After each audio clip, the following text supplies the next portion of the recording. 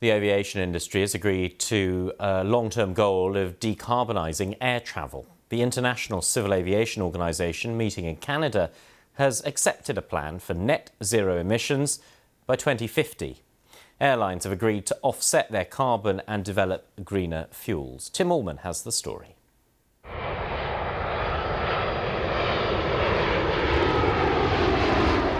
When you look up to the skies, you can see the threat to our climate firsthand.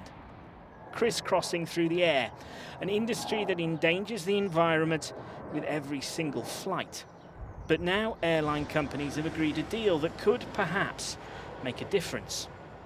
In a statement, Luis Felipe de Oliveira, the head of Airports Council International, said this is a watershed moment in the effort to decarbonise the aviation sector. And John Kerry, President Biden's climate envoy, said he was thrilled to see international aviation commit to a sustainable future with a long-term climate goal. So what have they agreed?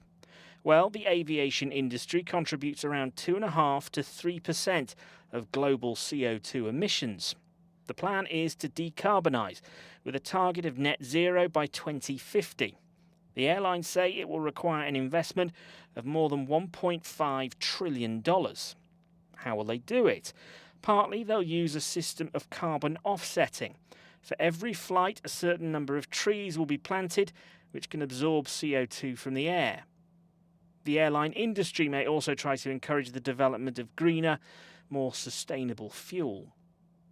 Critics remain unconvinced, saying this is a non-binding goal that will fail to reduce carbon emissions to zero by 2050. But the airline industry insists it's a start, a step, or even a flight in the right direction. Tim Allman, BBC News.